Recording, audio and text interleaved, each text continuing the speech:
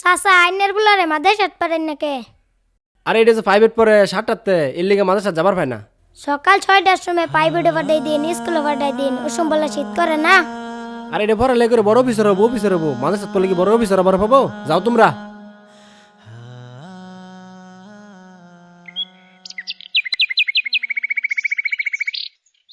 কি ব্যাপার, মক্তব তো শুরু হওয়ার কথা, সকাল সকাল আসলাম। আর আমি তো ছোট থাকতে এই সময় মক্তবে আসতাম। কাউকেই তো দেখছি না, কোনো ছাত্রও আসছে না, হুজুরকেও তো দেখছি না। মসজিদ বন্ধ কেন? এ ছেলেরা দাঁড়াও, তোমরা এত ভোরবেলায় কোথায় যাচ্ছ? আমরা তো প্রাইভেটও যাইতেছি। প্রাইভেট? প্রাইভেট কয়টা থেকে? আমার প্রাইভেট তো 7টা থেকে।